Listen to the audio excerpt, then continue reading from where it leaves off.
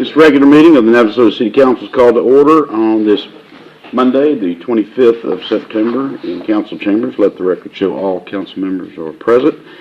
Welcome and thank you for being here this evening. We ask that you put your cell phones in the silent mode. And reminder to visitors, if you would please sign in. And if you wish to speak under visitors' remarks, please fill out the form found in the back. State your name and address at the podium, as we must document all meeting business and remarks limited to 3 minutes. Tonight's invocation will be led by Pastor Mac Vaughn, then followed by the pledges.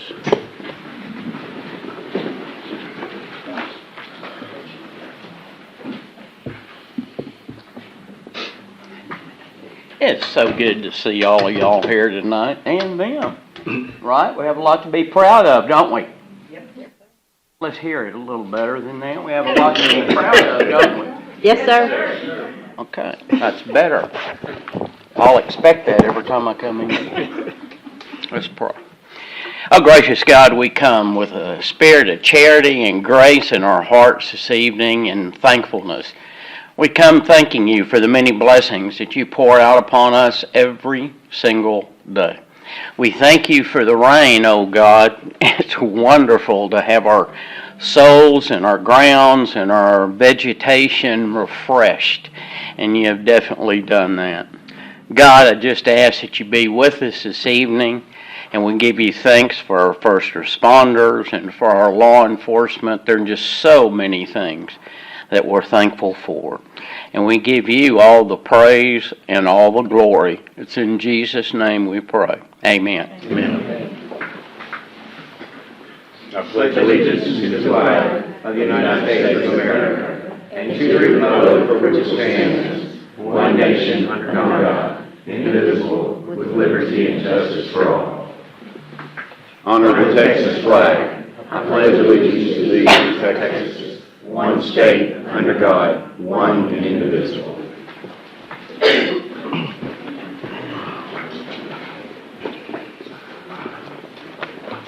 For your remarks of visitors? No, sir. Okay.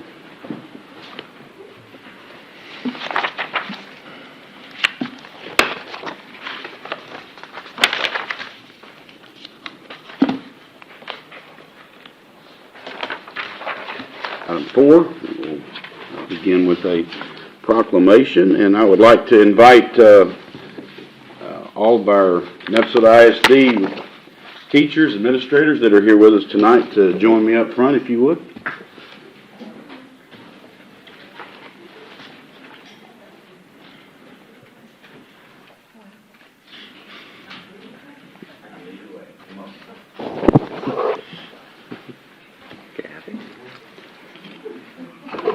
That's awesome. Thank y'all for coming. Appreciate it.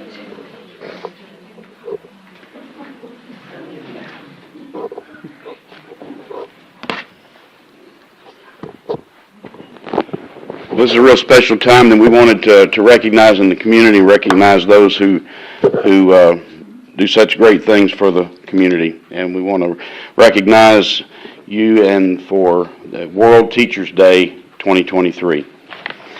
Whereas Navasota's future strength depends on providing high-quality education to all students, and whereas teacher quality matters more to student achievement than any other school-related factor, and whereas teachers spend countless hours preparing lessons plans and supporting students, and whereas our NISD teachers have demonstrated great resilience, adaptability, and creativity during COVID-19, and whereas our community recognizes and supports its teachers in educating the children of this community. And whereas #TeachersCan is a statewide movement supported by more than 150 partnering businesses and organizations committed to elevating the teaching profession and honoring the critical role teachers play in the success of Texas. Now, therefore, be it resolved that I, Burt Miller, Mayor of the City of Navasota, joins #TeachersCan and its partnering entities across Texas in celebrating World Teachers Day and proclaim October 5th, 2023 to be Navasota Teachers Day. Further resolved to encourage members of our community to be a light for Navasota teachers and personally express appreciation to our teachers and display a light blue ribbon outside your homes or business during the week of October 5th as a symbol of support for our educators.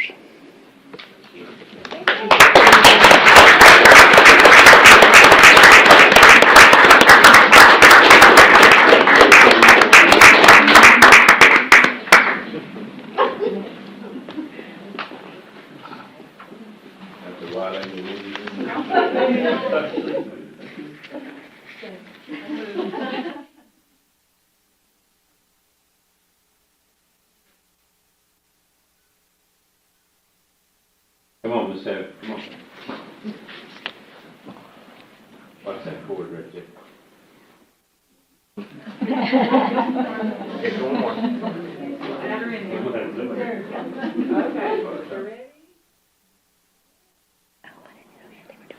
Hold on, one more. One more.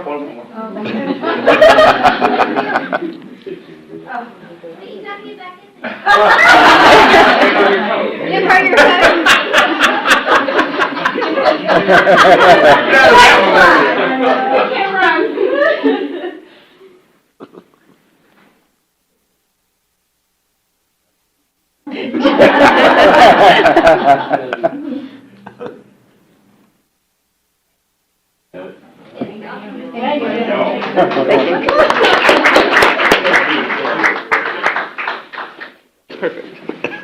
Get to see you, Dr. Music.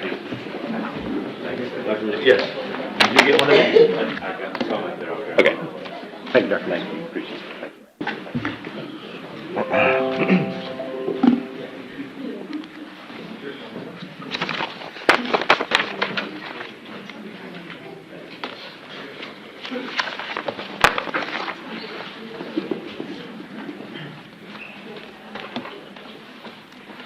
Item number 4, Mr. Weeks. Mayor and members of council, our HR director, Peggy Johnson, is going to come up. We have a new employee. It's actually a returning employee. So Peggy, come on up.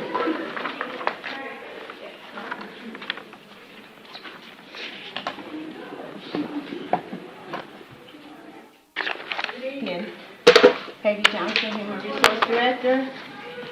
Mayor Miller and council members, I would like to introduce to you tonight our new employee, Joe Munoz. Joe, if you would please come up, stand up, come to the front.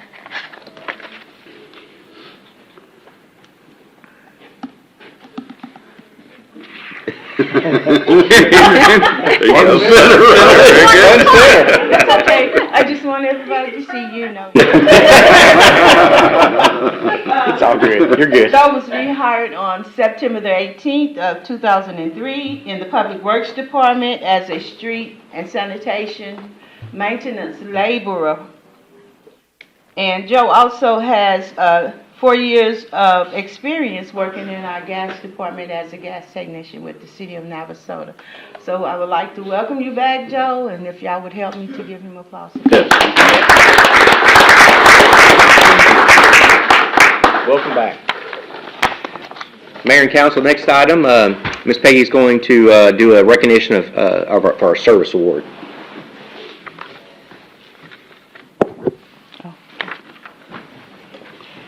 Mayor Miller and council members, at this time I would like to recognize Richard Green. Please come up, Richard.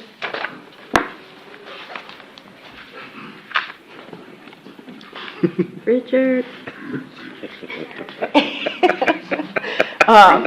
The city of Navasota hired Richard Green on September the 17th, 2003 as a utility worker in the Public Works Water Distribution Department. His current position with the city of Navasota is a utility technician in our Public Works Department. I want to present this certificate of appreciation to Richard Green in appreciation of 20 years of dedicated service to the city of Navasota. And Richard also works mostly all of the city events here at the city. So we would like to congratulate you on your 20 years.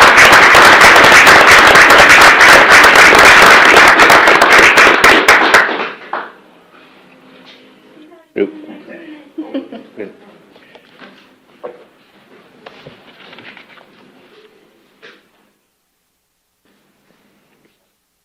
Well, hold on. We gotta wait on one more. Don't forget about Connie.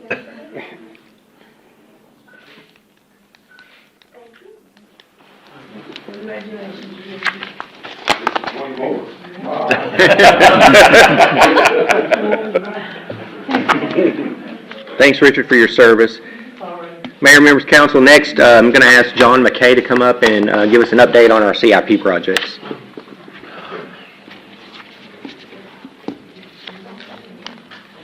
Good evening, Mayor and Council.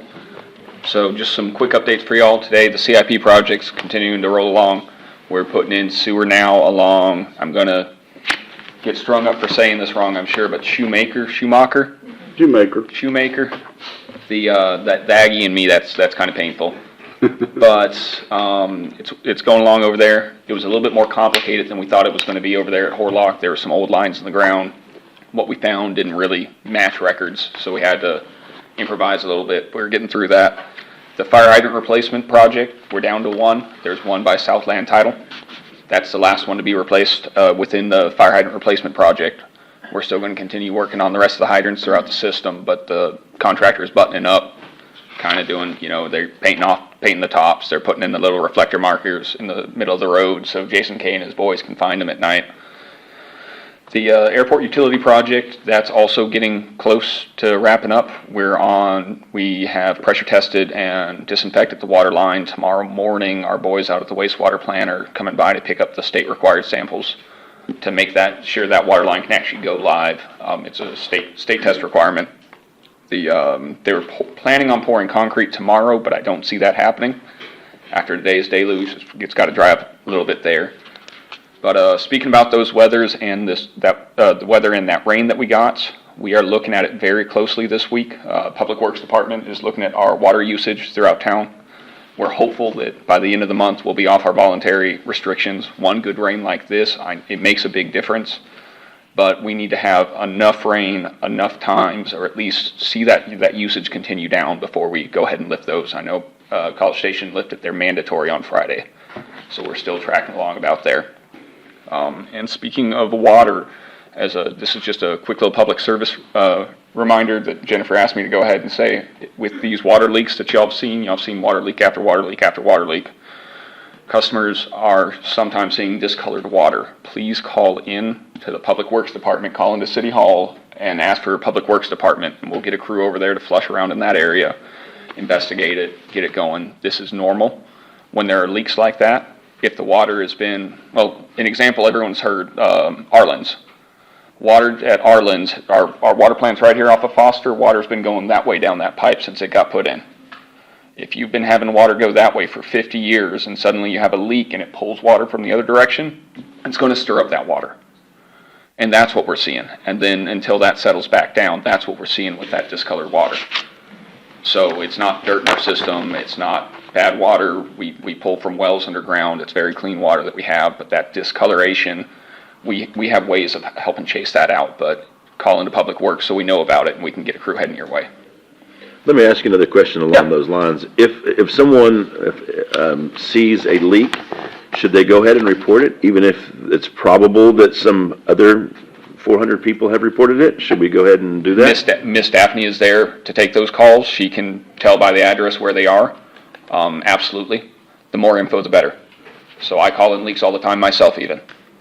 So when we see them, we can get them on there, we can prioritize them, we can get our utility supervisor out there, decide, is this the big leak of the day that we need to send the crews on, or can we fix this next week? And that's kind of another thing, is it may seem large, but compared to ones like at Arlen's, if we're battling out at Arlen's, a leak may go on for a few days while we get crews to it. It's really a game of priorities right now. We had no rain, that ground heaved, everyone knows their foundations are having trouble, our water pipes are having the same issues. And now we got a big rain, so it's just gonna heave back the other direction. So our boys, Richard Green back there, he's already snuck out, because he knows he's got some long days ahead of him. So bear with us for a little bit more while this weather gets back under normal, please. That's all I have, unless y'all have something else. Yes, question. Where are we at on the streets on getting Knife River back in and sweeping the streets? On sweeping for the Loose gravel. The loose gravel? Yes. We have one more meeting with them. I believe it's actually Wednesday morning is when Jose and the engineer at Knife River are coming back out to talk one more time about those from the street maintenance project. Yes. The chip seal. Yes. So is there a specific street that you want us to specifically address on that one? All the streets. Well, yes. Yes. Yes, okay. Yeah, no, we're gonna talk to them. There are, in a chip seal project like that, there's probably a little bit of gravel getting knocked loose on it that our city sweeper will have to swing by. At some point, it'll become our problem to take care of as that chip seal wears in. But we are meeting now with the contractor one more time we haven't released final payment. We're making sure they get it done right before they walk away from the city. Okay. Thank you, John. Yes, sir. Any reports from council on boards and commissions?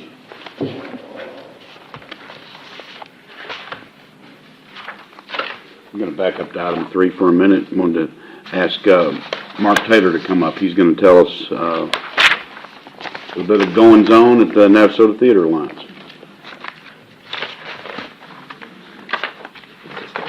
Mark Taylor.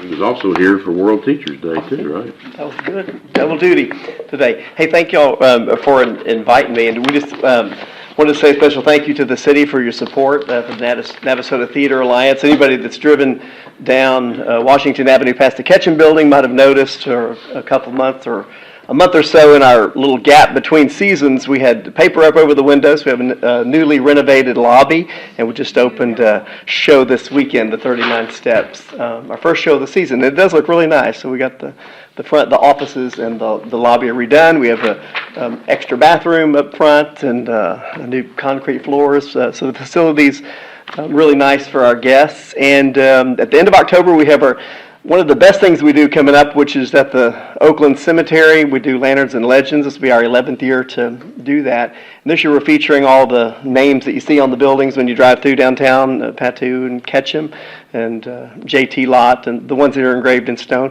and Albert Miller. And so we'll have all these people will be featured in Lanterns and Legends this year. So help us spread the word about that. We'll do an O. Henry Christmas for our Christmas show for 8 performances over 2 weekends in December.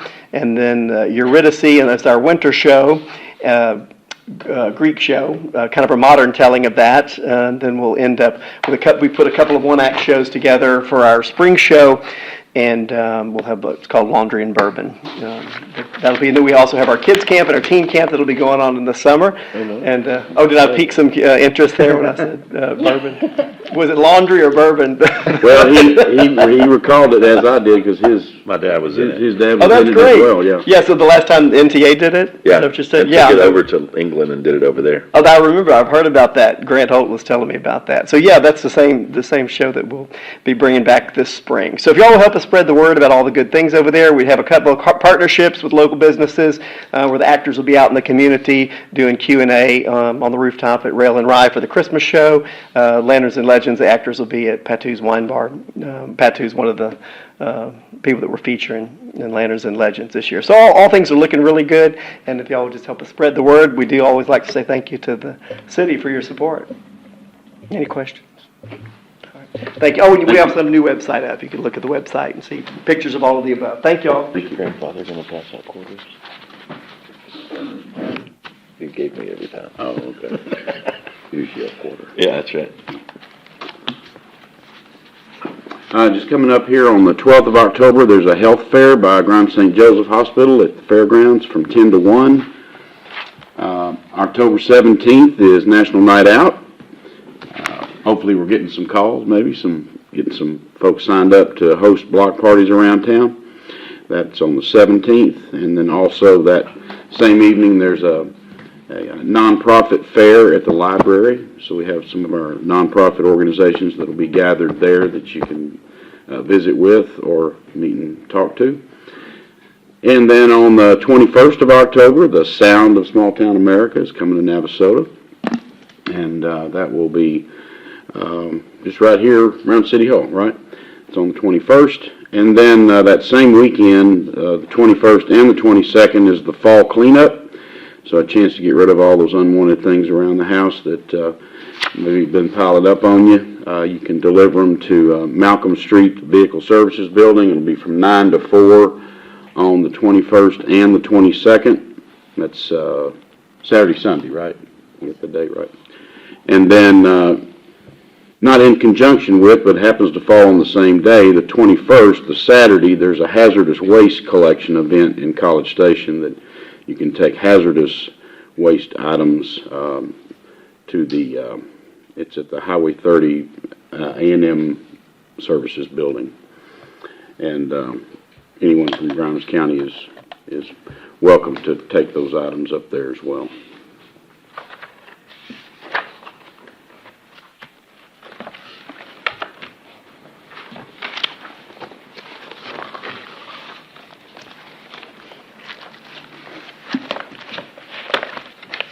Item 5 is consideration and possible action on the second reading of ordinance 1029-23, adopting the budget fiscal year October 1, 23, ending September 30th, 2024. Good evening, Mayor and Council. Item number 5, we are requesting consideration and approval on the second reading of ordinance 1029-23, which would adopt the budget for the fiscal year beginning October 1st and ending on September 30th of 2024.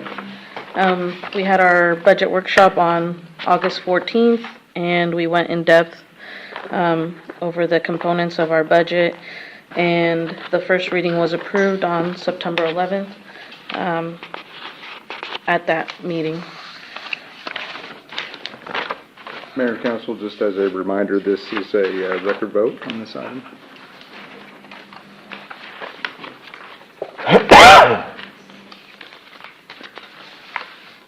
Mr. Mayor, I move that we approve the second reading of ordinance 1029-23 for the City of Navasota fiscal year 2023-24 budget. Second. Motion by Mr. Gessner, second by Mr. Fultz. To approve on second reading ordinance 1029-23. Any further discussion? All those in favor show with the signify by hand vote. Then it's unanimous, none against. Motion carries.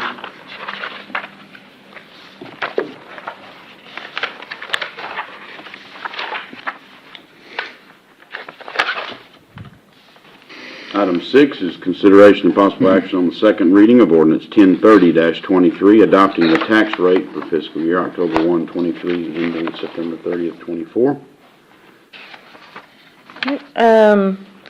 We are requesting approval on the second reading of ordinance 1030-23, which would adopt the tax rate for our fiscal year 24. Grimes County Appraisal District calculated our no new revenue tax rate at 0.5085, and the voter approval rate was calculated at 0.5221.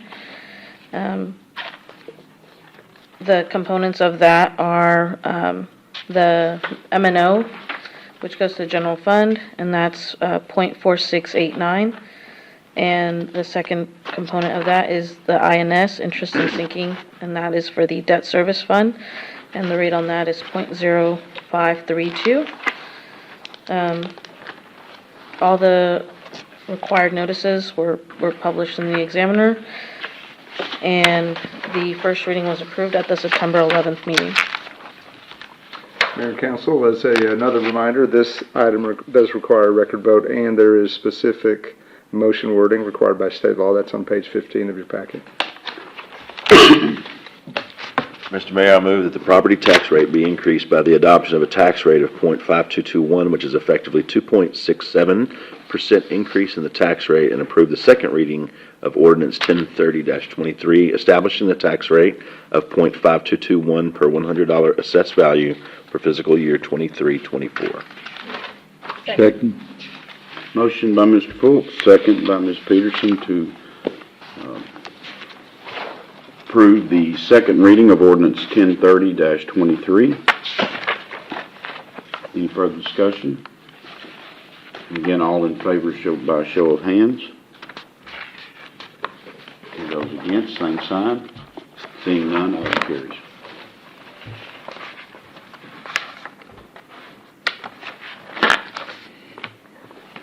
Item 7, consideration of possible action on the second reading of ordinance 1031-23, amending the Code of Ordinances, Appendix A, Fee Schedule, Article A 5.000, adopting the revised water, gas, and sewer monthly rates for the city of Navasota with an effective date of October 1, 23.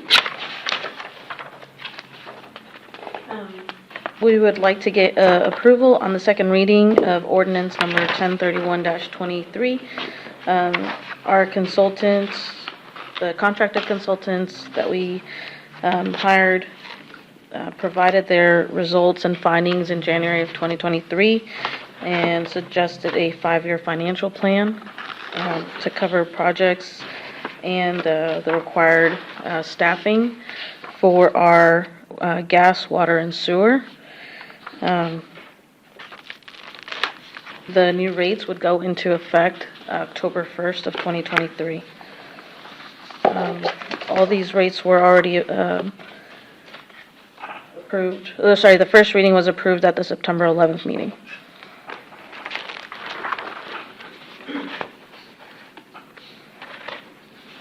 Mr. Mayor, I move that we approve the second reading of ordinance 1031-23, amending the Code Ordinances Appendix A Fee Schedule, Article A 5.000, adopting the revised water, gas, and sewer monthly rates for the city of Navasota, Texas, with an effective date of October 1st, 2023. Second. Motion by Mr. Gessner, second by Mr. Fultz to approve second reading of ordinance 1031-23. Go back to normal on this vote. Any further discussion? All in favor say aye. Aye. Any opposed? Seeing none, item carries.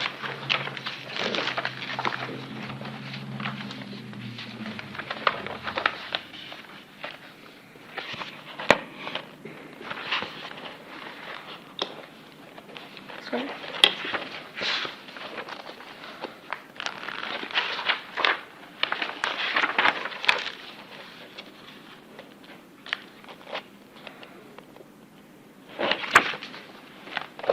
Item 9 is consideration and possible action on an interlocal agreement between the city of Navasota and Grimes County for fire protection and the... Mayor. Did Yeah, I pass you skipped one? number I'm 8. sorry. I thought that didn't look right. Okay. Consideration and possible action on the second reading of ordinance 1032-23, amending the Code of Ordinances Appendix A, Fee Schedule, Article A 13.000, adopting the revised sanitation rates for the city of Navasota with effective date February 1st, 2024. We are requesting approval on the second reading of ordinance number 1032-23. These rates would go into effect February 1st of 2024, so our FY24. The city manager was notified on July 27th of the unit price adjustment. The rates are to increase in accordance with CPI, Consumer Price Index, which is 7.7%.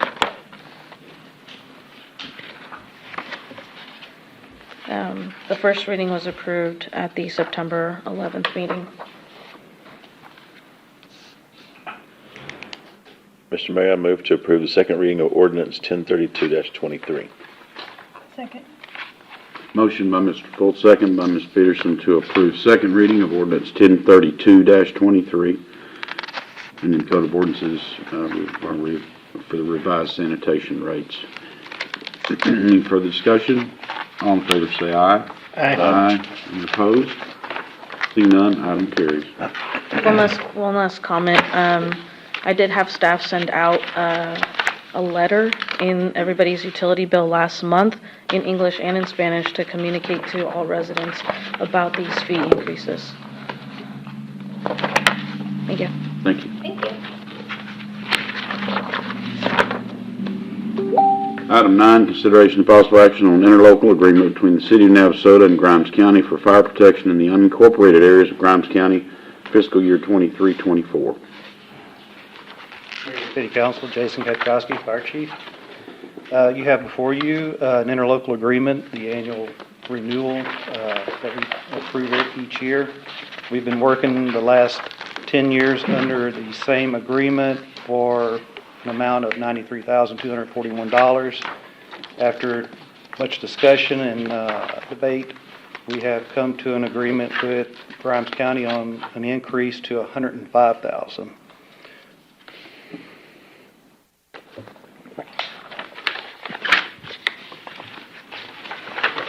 This cover our responses that we make outside of the city limits into unincorporated areas of Grimes County.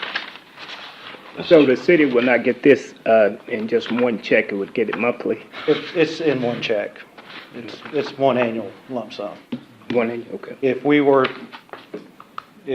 Once they pay it, if we were to somehow cancel the contract, the agreement, then it would go to a monthly, and that would be. Councilmember, the payment's due by November 1st of this year, if you approve it. The entire amount. The lump Is sum. the agreement good with you, Chief? It's good.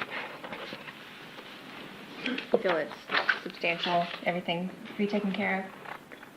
It's a little less than what we were hoping for, but everybody's in tight situations. Mr. Mayor, I move to approve the interlocal agreement between the City of Navasota and Grimes County for the fire protection of unincorporated areas of the county for fiscal year 23-24. Second. Motion by Mr. Fultz, second by Mr. Gessner to approve the interlocal agreement between the City of Navasota and Grimes County for fire protection in the unincorporated areas of the county fiscal year 23-24. Any further discussion? All in favor say aye. Aye. Any opposed? Seeing none, item carries. Thank you. Thank you, Chief, for your work on that.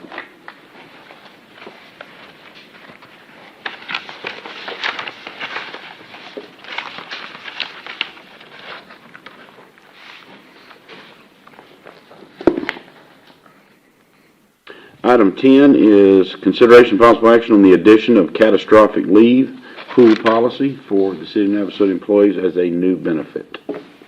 Mayor and members of council, at the September 11th workshop, staff presented a proposal for increasing benefits. One of the increases is to adopt a catastrophic leave pool policy.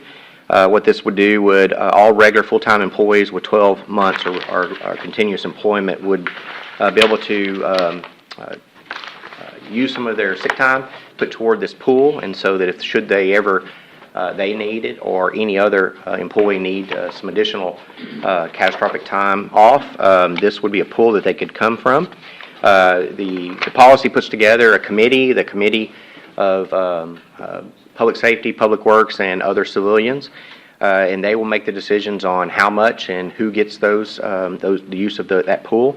At that meeting, I know that there was some discussion about exclusions, and so working through with Carrie and legal counsel, those changes have been made. They've been put in the new policy there for discussions related to what's classified as not classified as catastrophic injury. So those changes have been made in there. So at this time, staff request approval of this and it become effective October 1.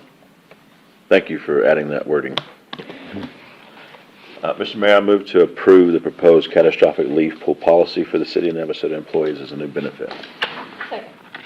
Motion by Mr. Fultz, second by Ms. Peterson to approve the addition of the catastrophic leave pool policy for the City of Navasota employees as a new benefit. Mr. Mayor, I have a question on the composition of the review committee. We have a one-year term and then a possible 3 years hiatus on that individual after the 1 year. I'm wondering if we're going to run out of people. If we do, then we'll come back to you and revise the policy. But just taking a first stab at it, we think we're good. Okay. Any further discussion? All in favor say aye. Aye. Any opposed? Seeing none, item carries.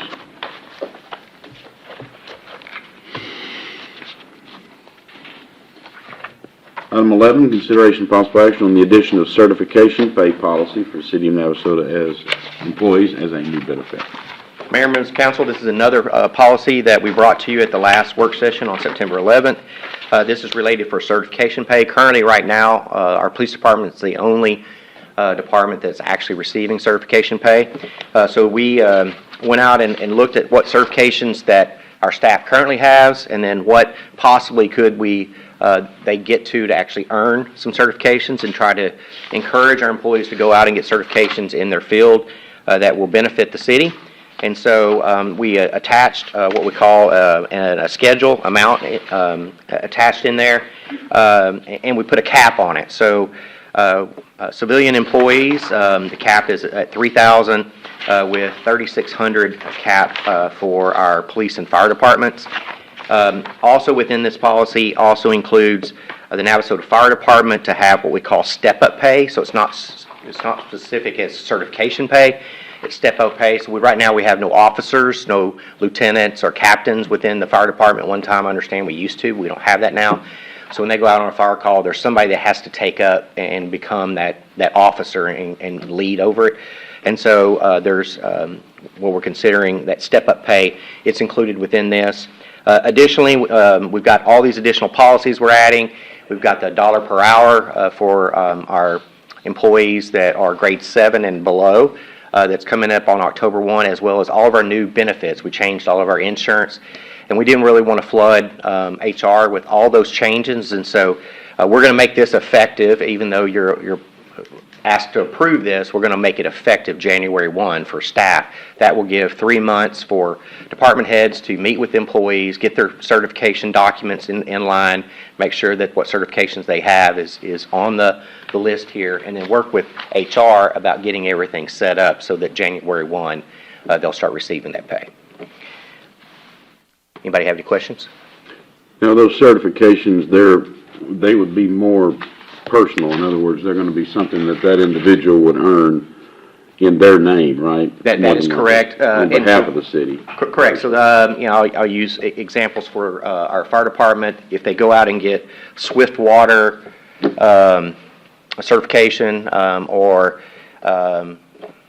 tight quarters rescue or something like that, if there's a certification related to it, then they received it, they will start getting pay for that. Now, again, you might have 12 certifications, but the max we're going to pay up to is a certain dollar amount. For fire and police, it'd be $3,600 a year, and then for civilians, it'd be $3,000. And when I say civilians, that's civilians within that's not police and fire. Be like a reimbursement type thing, or would it? No, sir. So it is. Or the city would pay. So it is not a reimbursement. It is a certification pay. We're paying you to keep up the certification, and as well as providing the opportunity for them if they have CPEs. It's got to be required for that. The longer schooling that you have to go to get the certification, there are requirements to keep up. So for myself, I'm not part of this group because I'm contract, but for me, I have to, for ICMA, for my credentialed city manager, I have to get 60 hours. Well, it would be just an additional pay for me you're encouraging me to keep that up. Even though you're still paying for my training to do it, you're still encouraging me to not drop out. And so that's what this certification pay is. So you want us to approve this tonight, but it doesn't take effect till January 1? Correct. That is correct. And Mayor and Council, if you could include that effective date, if one of you is inclined to make the motion, if you could include that effective date of January 1 of 2024, that would be helpful. No, this didn't hit me until just now for some reason, but are we paying somebody to have a certification that they have to pay for to hold the position that they have? For example, a fireman has to be an EMT or a paramedic. So these are above. So for instance, that he doesn't pay for basic, but for advanced, intermediate masters. Yeah. So those are above and beyond what is required. Well, under fire on page unnumbered, it says, let's see it.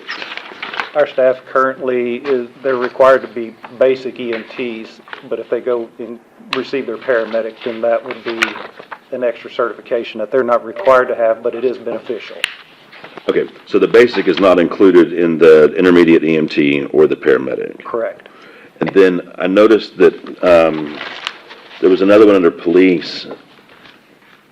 the telecommunicator has to have a basic telecommunicator license, is that correct? So basically, they're doing what they have to do to get to the level. But again, so for police, this is the same amount. The police is already getting these amounts. They've been getting these amounts. They've had, I don't know how long they've had certification pay for police. Yeah, so it's That was already. It was before I even came. But also back to your question, like financial services, why does financial services have a Class A, B, C, and D water license? Well, because within utility billing, we have a position there that they Right, go but out and somebody open has to meters. have that certification. I'm just thinking, if we're paying extra to have a librarian that's a certified librarian, but really their job is to be a librarian, I don't know that we should pay them extra for the job that they're hired to do. But if you're saying that that is not covered in here, then fine. Those are the first two things that I saw, and I didn't catch that before. But as our legal counsel, yeah, please specify at January 1st, because there's no way we can get these taken care of this week. Come on. Hey Peggy, can you do it? No, I'm not gonna ask her to do it. All right. You might not be with us any longer. Yeah. Employee retention busted. Retirement time. Mr. Mayor, I move to approve the proposed certification pay policy for the City of Navasota employees as a new benefit effective January 1st of 2024. Second. Motion by Ms. Peterson, second by Mr. Fultz to approve the certification pay policy for City of Navasota employees as a new benefit effective January 1st, 2024. Any further discussion? All in favor say aye. Aye. Any opposed? Seeing none, item carries.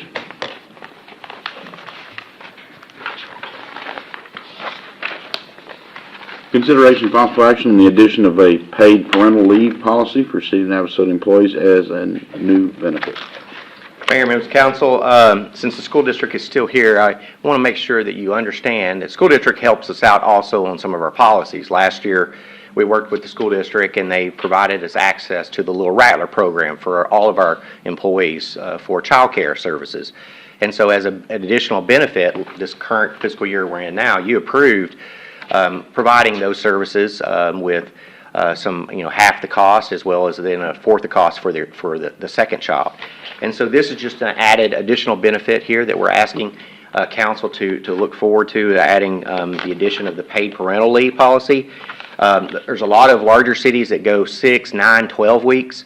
All we're asking is to provide for mother or father or both the opportunity for 3 weeks for paid parental leave. This was brought to you also at the workshop that we had on September 11th, and ask for you to approve this tonight. And this would be effective October 1. Mr. Mayor, I move to approve the proposed paid maternal leave policy for the City of Navasota employees as a new benefit. Second. Motion by Mr. Fultz, second by Ms. Peterson to approve the addition of the paid parental leave policy for City of Navasota employees as a new benefit. Any further discussion? All in favor say aye. Aye. Any opposed? Seeing none, item carries.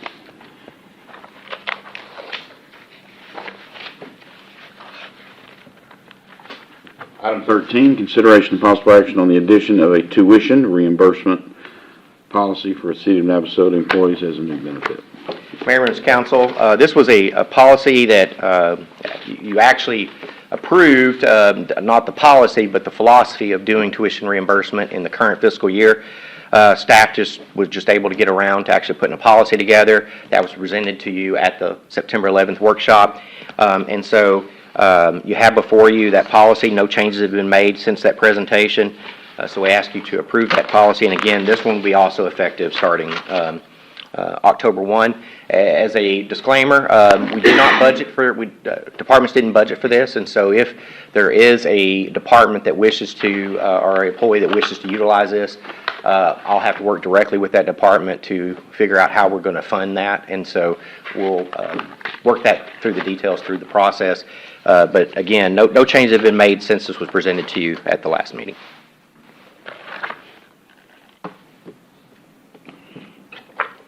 Mr. Mayor, I move that we approve the proposed tuition reimbursement policy for the City of Navasota employees as a new benefit. Second. Motion by Mr. Gessner, second by Mr. Fultz to approve the tuition reimbursement policy for City of Navasota employees as a new benefit. Any further discussion? All in favor say aye. Aye. Any opposed? Seeing none, item carries.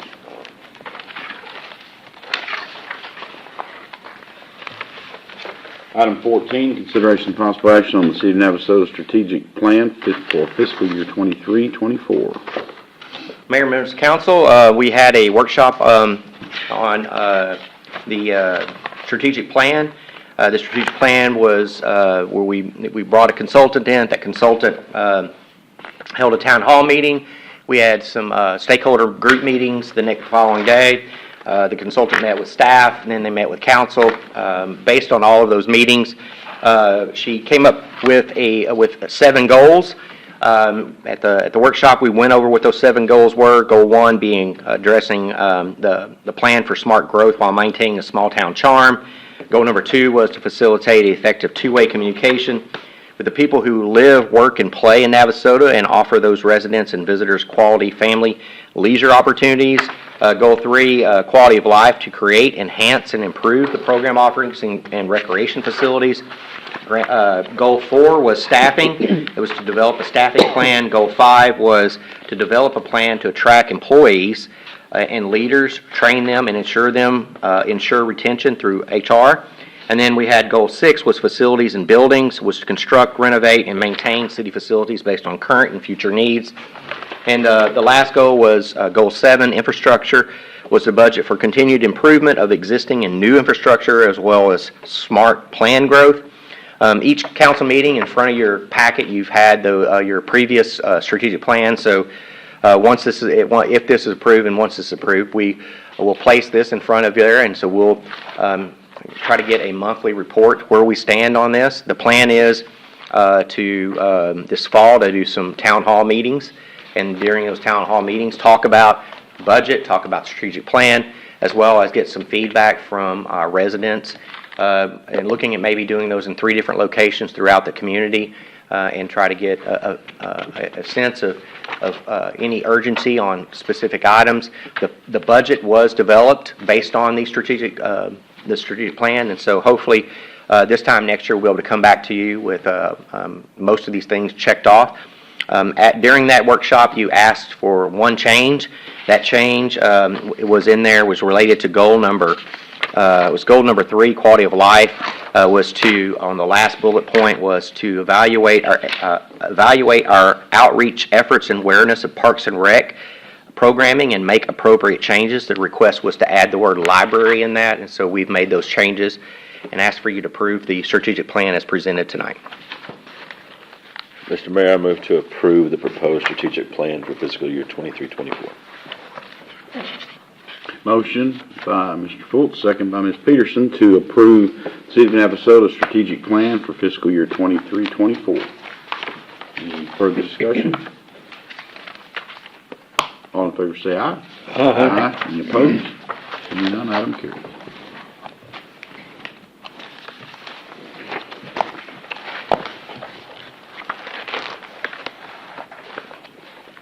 Item 15, consideration and possible action on change order number 1 for the Hollister Gas Regulator Station replacement project in the amount of $7,635. Good evening, Mayor, Council, Jennifer Reyna, Public Works Director. I'm here tonight to request approval on change order number 1 for the Hollister Gas Regulator Station. This consists of 3 items. One is a 3-inch valve that is installed for safety reasons that staff has requested. It helps with the repairs for the regulator station.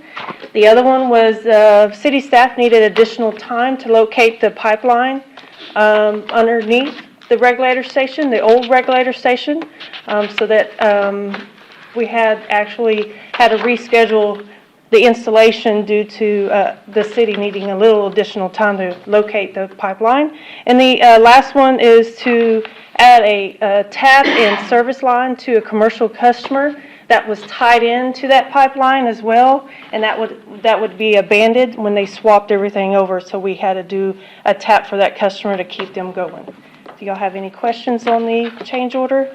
And total of all of that with all three items does add up to that $7,635. We're still under budget, and that comes up to $181,450, and then the total budget amount for this project was $315,000, so we're still under budget.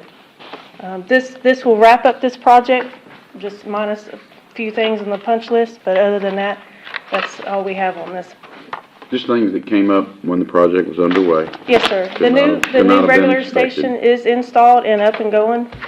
They are wanting to schedule the valve change out tomorrow. So once we get approval, then we'll move forward on getting that done. Any questions? This project, I will say LDC LLC, this was a pretty smooth project. And then I'm hoping they will come back to bid on the Pecan Lakes gas main extension, so I will give them kudos for a good job for this project. Mr. Mayor, go ahead. Mr. Mayor, I move to approve change order number 1 to the contract between the City of Navasota, LDC, and LLC in the amount of $7,635. Second. Motion by Ms. Peterson, second by Ms. Fultz to approve change order number 1 for the Hollister Gas Regulator Station Replacement Project, the amount of $7,635. Any further discussion? All in favor say aye. Aye. Aye.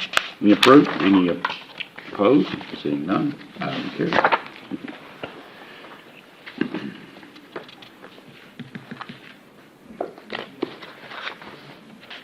Item 16, consideration and possible action on Resolution 748-23, designating the persons authorized to sign checks and authorizing designated persons to access bank accounts for certain purposes. Hello again. Yes, so we're requesting approval on Resolution 748-23. Federal and state funds dispersed to our city's police department are required to be in separate bank accounts from those of our pooled cash account. We did have these accounts in the past, but due to lack of inactivity, the accounts are closed, so we just need to get an updated signatory list over to our depository bank. And so I'm requesting that the following people be the authorized signers for these respective bank accounts: Mayor Burt Miller, City Manager Jason Weeks, and myself. So I have a question.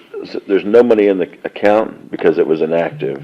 Do we have money that we currently are going to put in there? If we make the accounts new, we still don't have money to go in there, or do we? We're waiting for funds to be dispersed in there, so the accounts need to be opened up again. We got money coming in. Wonderful. I move to approve Resolution 748-23. Second. Motion by Mr. Fultz, second by Mr. Gessner to approve Resolution 748-23. Any further discussion? All in favor say aye. Aye. Any approved? Any opposed? Seeing none, item carried. Thank you. Yes, thank you.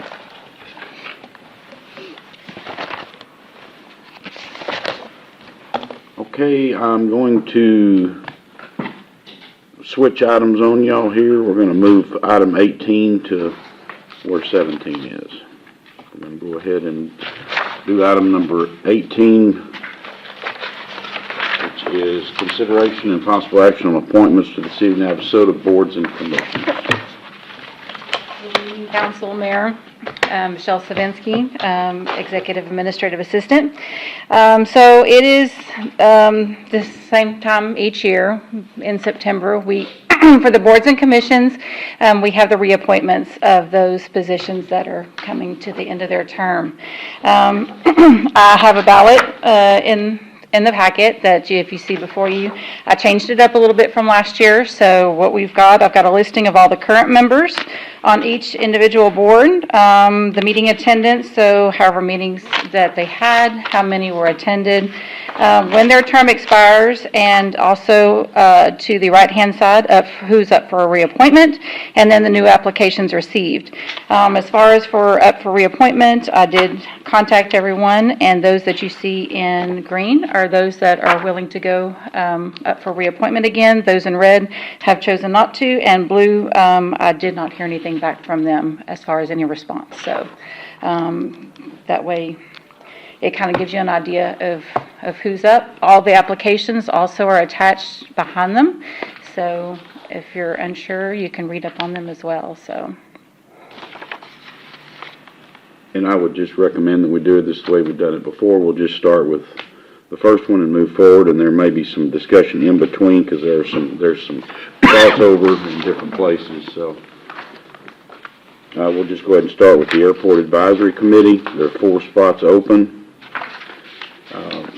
3 have requested to be reappointed, Mr. Benningfield, Mr. Vaughn, and Mr. Lawrence. There were 2 that did not wish to be reappointed, and there were 2 new applications. New applications, Bobby Gentry and Doug McGregor, and Bobby Gentry is a resident, and Doug McGregor is not a resident.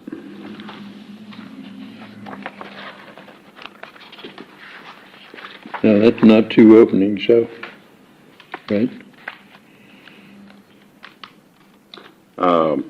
There were 8 members on the council. It says 7.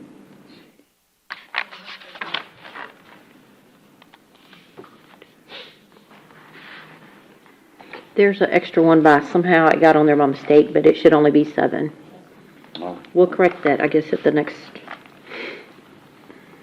Well, who's not supposed to be on there?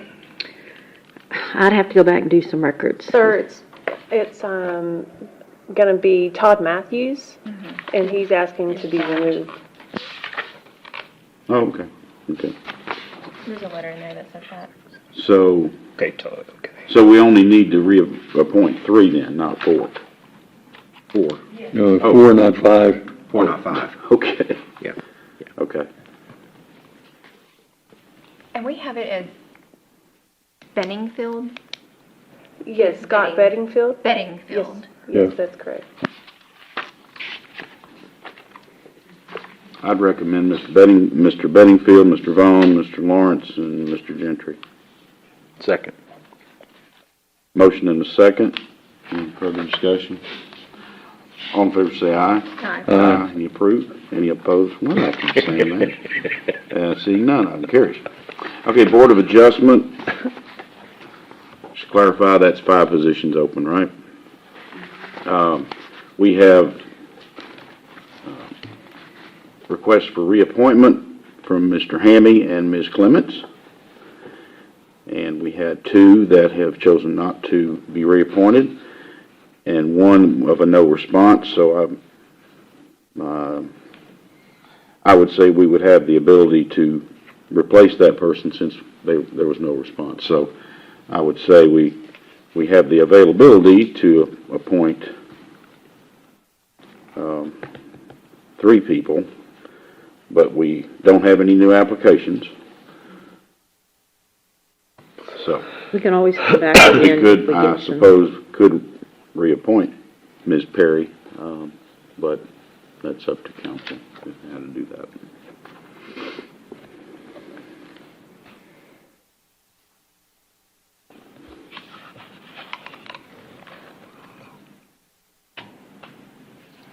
I would suggest just reappointing Mr. Hammy and Ms. Clements at this point.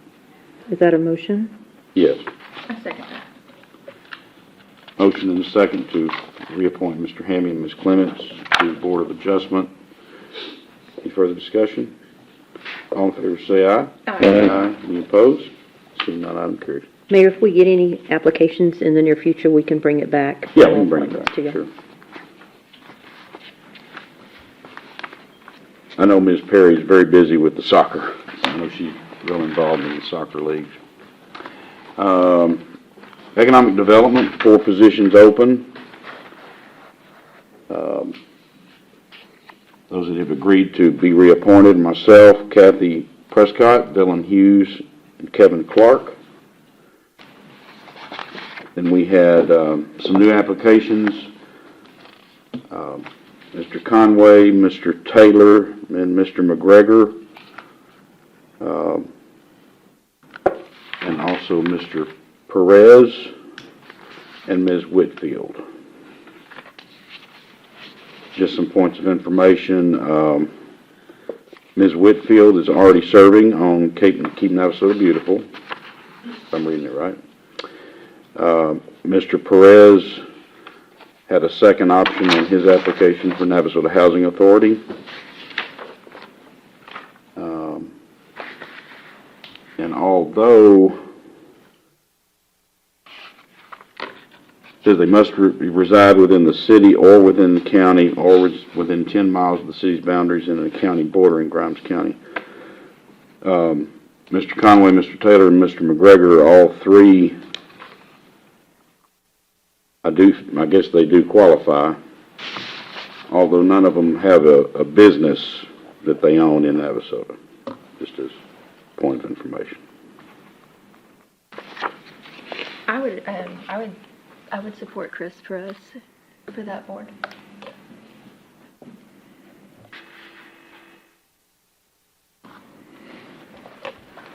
Does the rule say that you would have to own a business within the city? No. I'm just pointing that out because all the other members, A business owner? the ones that are being up for reappointed do all own businesses. And it just kind of makes sense for that to be. Yeah, and what about Chris? Is he a business owner? Chris, yeah, he has, I don't know exactly what he does, but I know he's rehabbing a bunch of homes in Navasota and is Yeah, doing some good work. I've known him for a number of years now. But there is an option for him we could appoint him to the Housing Authority that's just an option to consider as well. Clearly, it says that you're appointed to one of the positions, but you're not serving that as the mayor, you're serving that as you. Mm-hmm. Correct.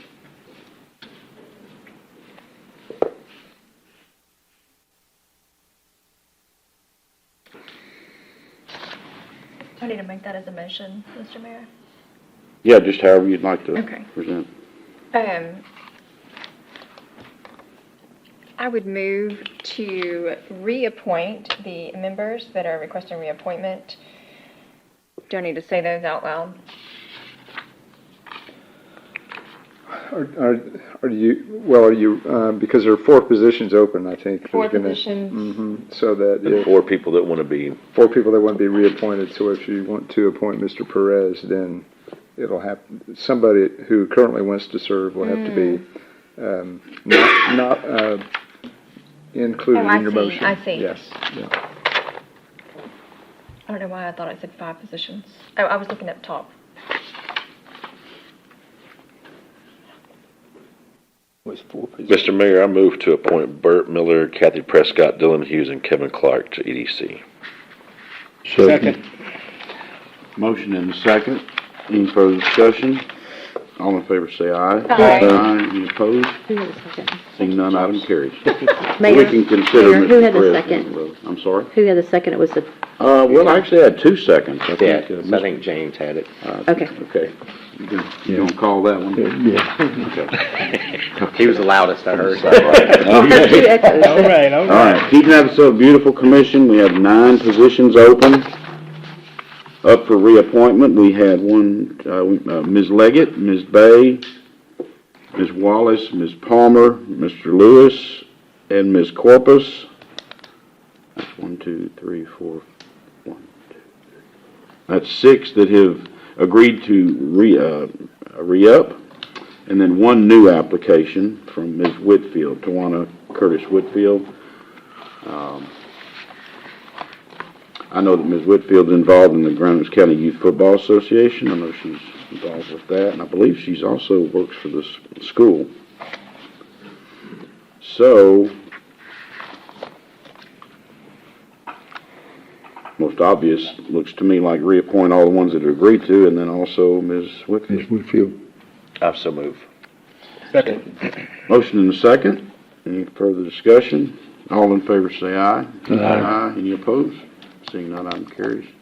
Library Advisory Board, 3 positions open. Ms. Green is going to be unable to be reappointed. Brent Cahill agreed to be reappointed, and the new application, Deborah Richardson. Yeah, we should talk about her. Yeah, she's here. We can talk about her, right? And I will say Ms. Richardson is a very big user of our library, and I think she would be a great asset. Mr. Mayor, I move to appoint Brent Cahill and Deborah Richardson for the Library Advisory Board. Second.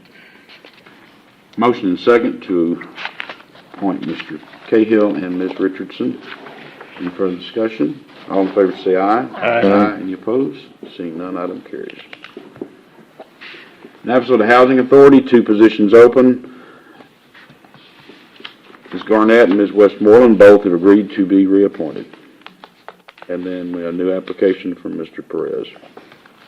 Mr. Mayor, I move that we keep Carol Garnett and Diana Westmoreland on the Navasota Housing. Second. Motion and second. Further discussion? All in favor say aye. Aye. Any opposed? None, item carries. Parks and Recreation Board, 3 positions open. Mr. Moody's has elected to not be reappointed. Ms. Tejeda and Mr. Barcheck have agreed to be reappointed. New applications from Michael Medeiros, Sierra Rush McGinney, Bobby Gentry, and Matt Fabian. Just points of information, Mr. Medeiros is currently serving on Keep Navasota Beautiful, and he also had previously applied for the Parks Board before, and is an NCU graduate.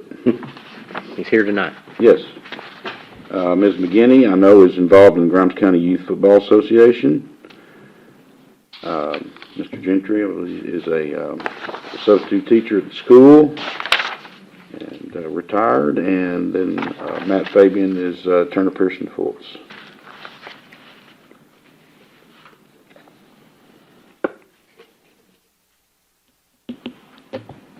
But we only have 3 there's a total of 3 to appoint here. Well, Ethan Barshak is on the planning and zoning. And now, so, He is, that's correct. we have a bunch of, And he actually indicated to me that he would be fine if he right, good. would not have, be back on Parks and Rec. He just got on planning and zoning, so. Right. So,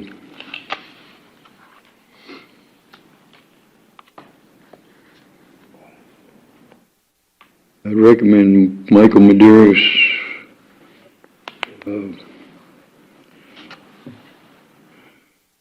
Randy Tejada,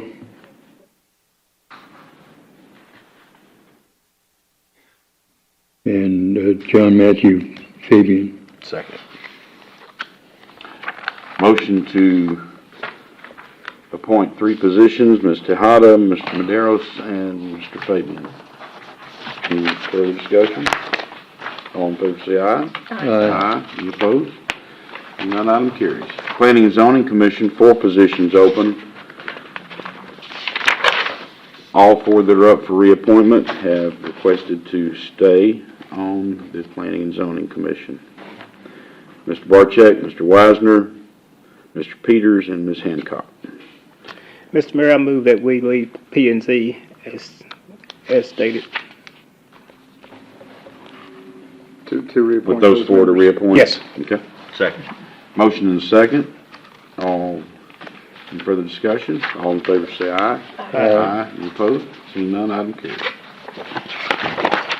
Mayor, City Council, I'd just like to say thank you to Michelle. I thought she did an excellent job on the ballot this year. Yeah, I think it was a lot easier It to was read. definitely a lot easier to navigate, yeah.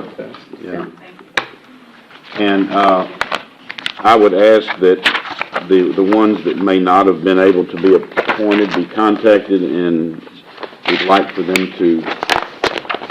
maybe keep their applications on file and then welcome them to reapply at their next opportunity. And that's part of our onboarding, that she'll contact all of them. Yeah. They might be interested in one of the open positions. One of the open positions. Yes, Oh, that's true, yeah, make them aware of the results from tonight, and, yeah. Thank you.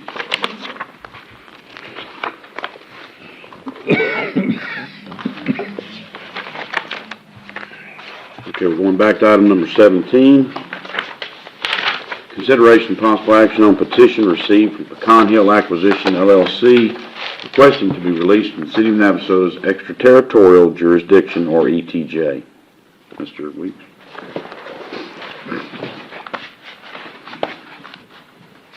Mayor, members of council, within your packet, you got information about this item. On August 28th, the City Secretary's office received a petition for release of an area from our municipal's ETJ. Kind of draw your attention to a new House bill that passed, and that House bill, I think it's 2080. Originally, when it was going through legislation, it was to allow qualified voters that live in the ETJ to be removed from the ETJ.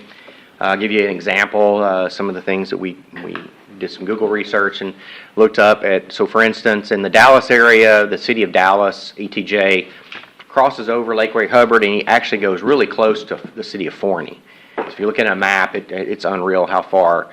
And honestly, from Forney to Dallas, actually into downtown Dallas, you're talking about an hour drive. And so with that, it would allow people in the Dallas ETJ in that area to ask to be removed from the ETJ. And at some point, they could possibly be moved into the Forney ETJ. And so, unfortunately, there are people that are in development that have a lot of ties to legislation, and we're able to get some things changed within that and allow revised to say landowners. And so, as we discussed about development that's occurring on the east side of town, the landowner of the 1,200 acres, which is Pecan Hill Acquisitions, and I know that I just want to make sure that if anybody that's listening or in the audience that looks up Pecan Hill Acquisitions, they're not proposing to put a casino out there. So when you do go through and do the research, you will find out that that's tied to an LLC that's in a casino in Las Vegas, Nevada. And apparently, we did meet with the developer last fall, and that developer did express that they do receive their funding through the casino, and it's on multiple of his developments. As I mentioned earlier in the year, the owner of this, or the developer and the owner of this property, got with Kyle Cassell's office and tried to ask for him to push through a bill for the creation of a municipal utility district. Kyle Cassell's office reached out to us and was like, hey, is this a good deal or what? And so we were able to stop the brakes to that. In the meantime, if you remember, Chandler Arden's in the process of trying to get us to move forward with annexation for his property. He prefers us to have provide services out that area. In the meantime, we're trying to figure out where we're going to put a new water tower. We worked with that developer to have a water tower, water plant, and 2 water wells going to be placed on that property. And looking at, hey, is there a way that we could do this without us having to pay for land? And doing some discussions about, well, maybe you don't have to do as much parkland dedication if you allow us to do this. And so in May, we were able to finalize that annexation. And so June, I think it was, we had the annexation piece completed. In the meantime, we had discussions, myself, with the Kyle Cassell's office and the attorneys with Pecan Hill Acquisitions, and explained to them that, hey, we've been working with this developer, we're already planning this. In the meantime, council approved a resolution. That resolution said we oppose any municipal utility districts within our city limits or within our ETJ. According to Water Code as well as to the TCEQ, even though House Bill or Senate Bill 2080 now allows landowners to be removed from the ETJ, the Water Code and TCEQ still says that you have to have permission if it's in the ETJ. And so this is just another loophole that the landowner has found as a way to remove themselves and move forward with the municipal utility district. Shortly after the annexation occurred, I reached out to the developer. I'm like, hey, we've annexed this in. We're in the process. We're going to have to extend our TERS, our tax increment reinvestment zone. We'll love and have opportunity if you want to be requested for voluntary annexation of your property in. You'll start getting that value, and so that whenever you develop, you've already got that increment already started being accumulated, and we'll be able to, do some more reimbursements for infrastructure in that area. The response I got back from that developer was, I've got enough trying to deal with the Todd Mission project. That's 5,700 acres, so a lot bigger project, and just didn't have time to even discuss what they were going to do here. There was no rush, according to the email. There was nothing pressing about it. And then, of course, we get the petition. Ran that petition through legal counsel. Legal counsel's looked at it every way. I've tried to bend it as much as I could to get something out of them. I've reached out to our TML attorneys. Raina and I actually went to the TCMA Region 7 meeting at TML headquarters, where there was an attorney there. They talked about this House bill. I had discussions with him there and said, there's just nothing we can do. So how does that affect us? Well, a mud it affects not only us, but it also is going to affect the county, because people that live in the mud are going to pay a lot higher taxes, and so at that point, the school district's not going to be the bad people there. It's going to be the mud tax that they have to pay, because it's unreal how much mud taxes can go up, and it never goes away ever. I mean, you just keep issuing debt. In addition to that, they're going to say that they are Navasota residents, though they're outside. Who's going to provide police and fire?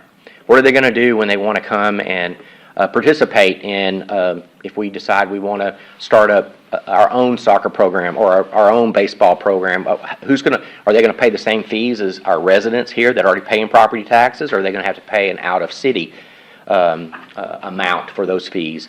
Again, who's going to do the police and fire? I mean, currently right now, we've got around 20 police officers that we have on patrol, and that's for a population around 8,000 to 9,000. When that's built out, it could be a population of anywhere from 12 to 15 or plus. So nearly double the population. Who's going to police it? And then on top of that, who's going to provide fire services out there? Currently, right now, we do provide fire services outside the county, but those are new houses, but there are accidents that occur. But trying to manage fire service and police services for a much larger area than what we currently have now is astronomical. And I mean, you take the police and fire just alone, you're talking around $6 million. Are they going to pay us $6 million to be able to provide those services? Because we're going to have to increase our staffing, increase fire services. We're not going to be able to make it on just one fire truck out there and a four-man crew anymore. We're going to have 2 crews and 2 trucks available. What's that going to do for EMS services for the county? The way that the development would occur, most of the access would come off of the county road. Is the county going to have to expand that to 3-lane or 4-lane road? What are they going to do? And then we talk about building codes.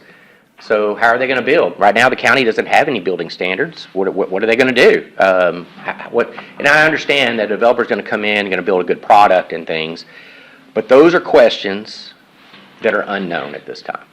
And so what you have before you is a petition, and based on the law, they can petition to be removed, and if you choose not to act on it, then it automatically becomes effective after X amount of days.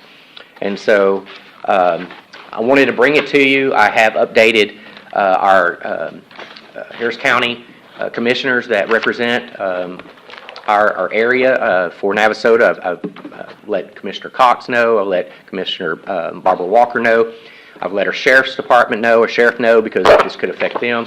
As well as I'll let the school district know, because during those conversations last fall, when the city had conversations with the developer, the developer plainly told Raina, Lupe, and I that if a school district needs property, they're going to have to pay market value for that property.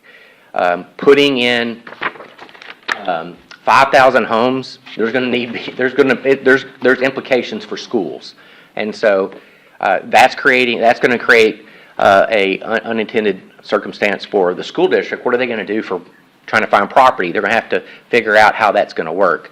And so it's not a win-win. It's only a win-win for the developer out of all of this. And so, you know me, I'm trying to figure out a way that we can all have a win-win. The best way is to, hopefully the development wants to work with us, allow us to provide services there, be annexed in, and still be able to accomplish what he's trying to accomplish. There is another city, I sent you some documentation where the city of Buda is going through a similar issue. However, a little different there, they've been working with that developer for 5 years. Their city council has chose to try to work with a development agreement. That development agreement, the developer's not willing to go by it. And again, there is some extreme things that they're wanting in there. And instead of, here we would be okay maybe with 45, 50, 60-foot lots. They're wanting at least 10% of those lots to be 80 foot. So you're talking about large acre lots, no apartments, and they wanted to limit the number of single-family homes that could be built on those in that considered MUD area. So unlike us, we've not had any communication with the developer. We've not had any communication with our legislatures about, hey, this is coming down the pipeline. I did look up. TML did oppose this. They sent a letter to Governor Abbott about opposing it. I will tell you, I looked up, and both of our legislatures in this area voted yes for it. And the majority of it was straight down party lines. However, there were some Democrats that voted for it as well. If you have any questions, I'll be glad to answer those. Any other, if it's legal questions, I'm going to defer to our legal counsel. So I was going to say, and if it's a legal question, you do have the right to retire into executive session to consult with the city attorney about these matters. So you do have that opportunity should you choose to exercise that. So the growth outside towards the east part of town, that is going to come to a halt right now with the wells and everything? So no, sir. So we're still full steam ahead. We have to have a water tower. We have to have a water well. We have to have the water plant. So I guess my question is what you just said, if we've got two wells up on top of the hill here, would that MUD district be we would be having use of those wells? They'd have to pay for it, yes, sir. If they choose, they want. If that's what, or they're going to have. Ideally, what they're going to do is that's what they issue debt for. So they purchase the land fairly cheap. Now they'll go out and issue MUD tax, where every resident has a special tax, and that tax is to pay for the roads, the wastewater treatment plant, the water wells, a water tower. They'll pay for all of that. And then when they sell their lots, right now a developer goes out, the amount they sell for their lot covers the street and the amount they paid for the land. So a MUD comes in, everybody that's living there will pay for all of the infrastructure already. The developer comes in and sells this lot to, let's say, Stylecraft. Well, the amount they get for that lot is for the land, and the rest is profit. They get profit immediately. That's the difference in the way that when you create a MUD, they're not out hardly any money. The only money they're out right now is through the purchase of the property. So do the residents take care of the streets at once they purchase and build? So.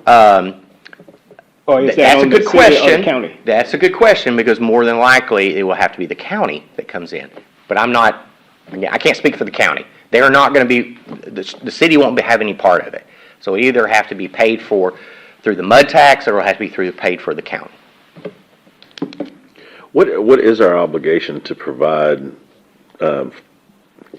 I guess it would be nothing. Police, we wouldn't have to provide service because We would they not be have. We in do the not have county. to. So currently, right now, so like Todd Mission, their development is actually outside of Todd Mission itself, and they created an ETJ around this property.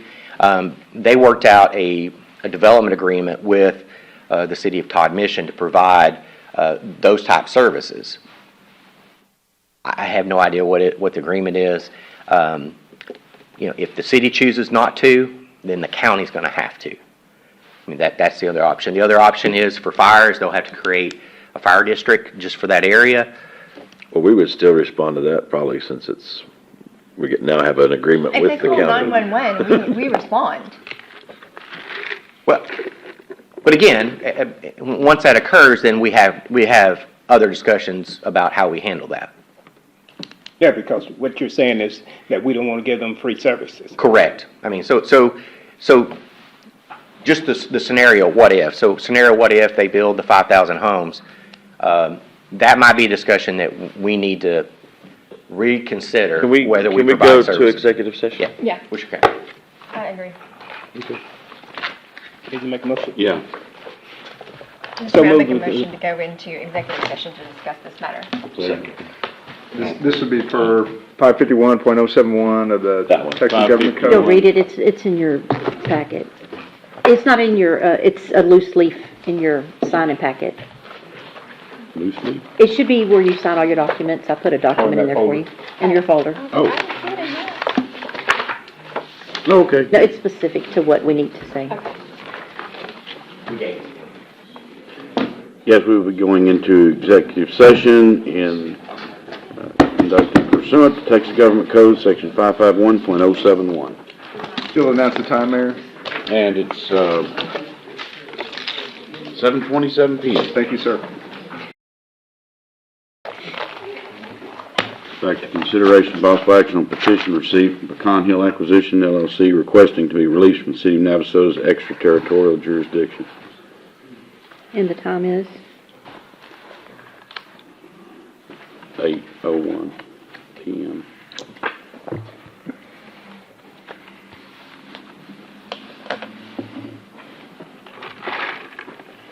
Seeing from no motions made, there'll be no action on this item. We're adjourned.